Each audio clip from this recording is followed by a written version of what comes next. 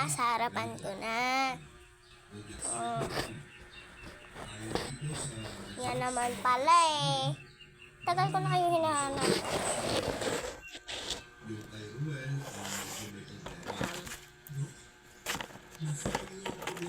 Guys, nakita niyo naman ata na kinabit ko to, tapos tinanggal ko. So, ayun, ay palipad yan. Guys, my nails. Para malaman natin kung ano ba ang naging posibleng dahilan o mga dahilan. At depende sa kung ano ang dahilan yung magiging treatment sa'yo. Yun din yung rason kung bakit magkakataon taon na kayong sumusubo at magkakarikit.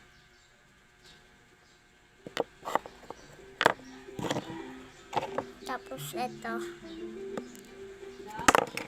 Shape burger siya.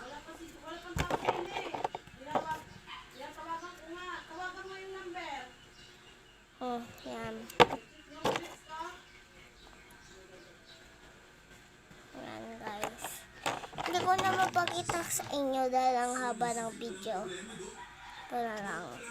Ayan, guys. Haba lang kasi ng oras. Ayan, yung pinakita ko kanina. Hindi ko na sila napakita lahat. Ito lang, tsaka yung nails at ito. Hindi ko to napakita. Ayan. Ang dami. Meron pa kasing isa. Okay. Yan. Kasi may secret pa akong isa. Samahan ako magsura. Dahan-dahan lang, guys. Aray! Naipit kasi yung kamay ko. Nakakaipit yun eh. Kooperasyon.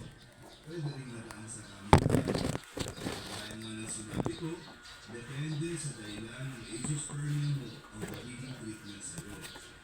So sa ngayon, nagre-request ako ng ilan pang mga test para sa iyo, Ruel, para ma-determine natin ang magiging treatment sa iyo. Salamat po. May gunting, guys.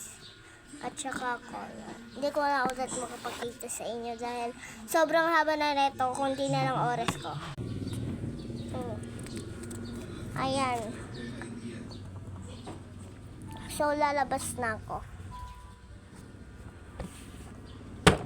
Kasi may utos pa sa akin ng nanay ko.